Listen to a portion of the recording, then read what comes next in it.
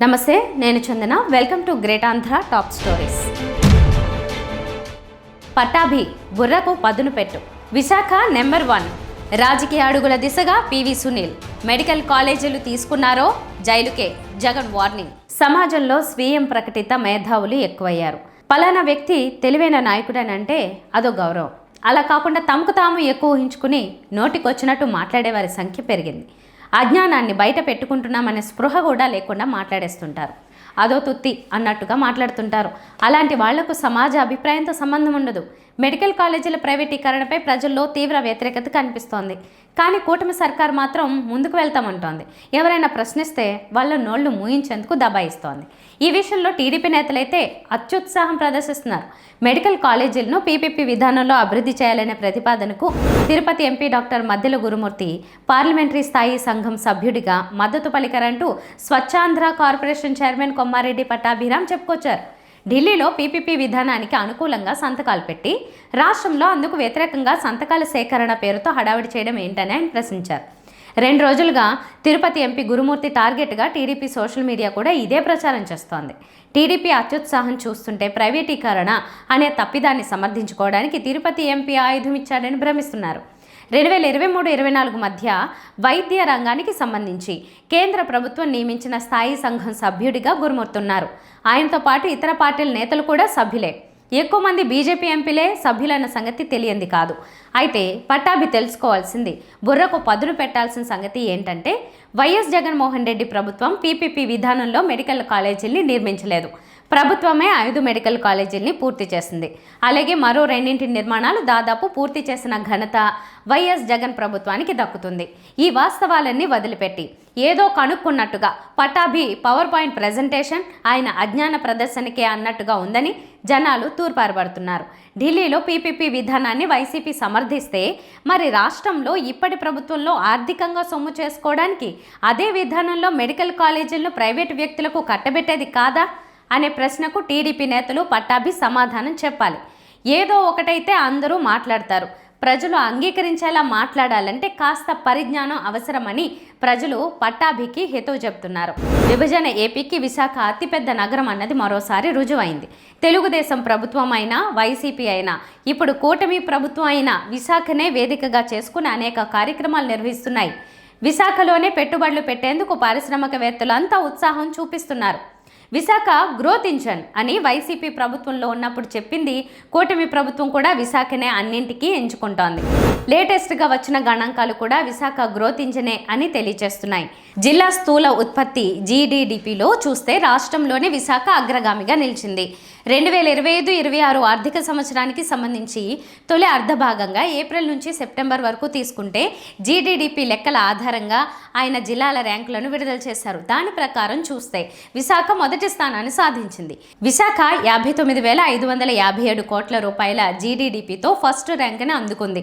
అనకాపల్లి జీడీడీపీ 30,189 కోట్లుగా ఉంది. అల్లూరు జిల్లా 6,646 కోట్ల రూపాయలతో చివరి స్థానంలో ఉంది. అయితే ఏపీలోనే విశాఖ టాప్ ర్యాంక్ని సాధించడం పట్ల హర్షం వ్యక్తమవుతోంది. విశాఖ అభివృద్ధికి కేంద్ర స్థానం అన్నది ఈ విధంగా మళ్ళీ వెల్లడి అయింది అని అంటున్నారు. విశాఖ అభివృద్ధితోనే ఏపీకి గ్రోత్ ఉందని కూడా తెలుస్తోంది. రానున్న కాలంలో మరిన్ని పరిశ్రమలు కనుక ఈ ప్రాంతంలో ఏర్పాటు అయితే జీడీడీపీ ఇంకా పెద్ద ఎత్తున పెరిగిపోయే అవకాశం ఉంది అని ఆర్థిక నిపుణులు చెబుతున్నారు. ఏపీసీఐడి మాజీ చీఫ్ సీనియర్ ఐపీఎస్ అధికారి పివి సునీల్ కుమార్ రాజకీయ అడుగులు వేస్తున్నారా అంటే అవుననే సమాధానం వస్తోంది. అణగారిన వర్గాలకు రాజ్యాధికారం కావాలనే డిమాండ్ను ఆయన బలంగా వ్యక్తపరుస్తున్నారు. ఈ నేపథ్యంలో ఆంధ్రప్రదేశ్లో కాపు, దళిత, బీసీ సామాజిక వర్గాలను ఏకం చేసే ఆలోచన దిశగా ఆయన పయనిస్తున్నారని తెలుస్తోంది. ఇందులో భాగంగా విశాఖలో ఈ నెల 26న నిర్వహించనున్న రంగనాడు సభకు పెద్ద ఎత్తున తరలి రావాలని ఆయన పిలుపు ఇవ్వడం సరికొత్త చర్చకు దారితీస్తోంది. వంగవీటి రంగా వర్ధంతిని పురస్కరించుకుని ఆయన అభిమానులు, కాపులతో పాటు మిగిలిన సామాజిక వర్గాల్లోని వారు పెద్ద ఎత్తున విశాఖలో భారీ బహిరంగ సభ నిర్వహించ తలపెట్టారు. ఈ సభలో రాజకీయ భవిష్యత్ కార్యాచరణపై చర్చించే అవకాశం ఉంది. భవిష్యత్ పరిణామాలపై సునీల్ చాలా స్పష్టతతో ఉన్నారని ఆయన కామెంట్స్ చూస్తే అర్థమవుతోంది. ముఖ్యంగా కాపు నాయకులతో ఆయన సీరియస్ చర్చలు జరుపుతున్నారని తెలుస్తోంది.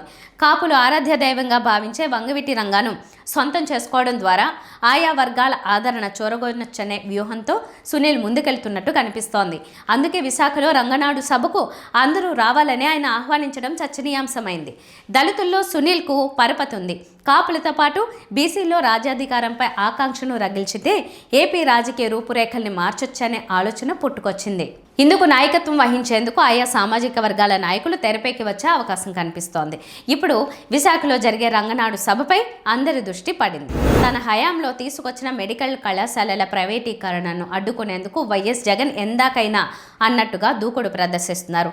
మెడికల్ కళాశాలని ఎట్టి పరిస్థితుల్లోనూ ప్రైవేటీకరణకు అంగీకరించేది లేదని ఇప్పటికే జగన్ హెచ్చరించిన సంగతి తెలిసిందే. తాము అధికారంలోకి వచ్చిన తర్వాత తిరిగి వాటిని ప్రభుత్వం స్వాధీనం చేస్తామని ఇప్పటికే జగన్ స్పష్టం చేశారు. మెడికల్ కళాశాలల ప్రైవేటీకరణను వ్యతిరేకిస్తూ రాష్ట్ర వ్యాప్తంగా 1 కోటికి పైగా సంతకాలు సేకరించిన సంగతి తెలిసిందే. సంతకాల ప్రతుల్ని తాడేపల్లిలోని వైసీపీ కార్యాలయం నుంచి గవర్నర్ కార్యాలయానికి తరలించేందుకు జగన్ పచ్చజెండా ఊపారు. అనంతరం వైసీపీ నాయకులతో నిర్వహించిన సమావేశంలో మరోసారి ఘాటు హెచ్చరిక చేశారు. మెడికల్ కాలేజీల ప్రైవేటీకరణ పెద్ద స్కామ్గా జగన్ విమర్శించారు. స్కామ్లు చేయడానికి చంద్రబాబు సర్కార్ ఏమాత్రం వెనుకడుగు వేయడం లేదని జగన్ మండిపడ్డారు. మెడికల్ కాలేజీలను ప్రైవేటు వ్యక్తులకు అప్పజెప్పడమే కాకుండా వాళ్లకు ప్రభుత్వమే జీతాలు చెల్లిస్తుందట అని జగన్ విమర్శించారు. ఒక్కో మెడికల్ కాలేజీకి ఏడాదికి ప్రభుత్వమే 120 కోట్లు ఎదురు ఇవ్వడానికి నిర్ణయించారని జగన్ ఆరోపించారు. ఇంతకంటే పెద్ద స్కామ్ ఉంటుందా అని జగన్ ప్రశ్నించారు. వైసీపీ అధికారంలోకి వచ్చిన తర్వాత 2 నెలల్లో మెడికల్ కాలేజీలను తీసుకున్నోళ్లను జైలుకు పంపుతామని వైఎస్ జగన్ గట్టి హెచ్చరిక ఇవ్వడం విశేషం. చంద్రబాబుకు గట్టి గుణపాఠం చెబుతామని జగన్ వార్నింగ్ ఇచ్చారు. జగన్ హెచ్చరిక నేపథ్యంలో మెడికల్ కాలేజీలను పీపీపీ విధానంలో అభివృద్ధి చేయడానికి ఎవరెవరు ముందుకొస్తారో అనే చర్చకు తెరలేచింది. మెడికల్ కాలేజీల ప్రైవేటీకరణను అడ్డుకునే విషయంలో జగన్ ఎంత పట్టుదలతో ఉన్నారో ఆయన తాజా వార్నింగ్ నిదర్శనం. ఇవి వాటి టాప్ స్టోరీస్. మరిన్ని అప్డేట్స్తో కలుద్దాం. నమస్తే.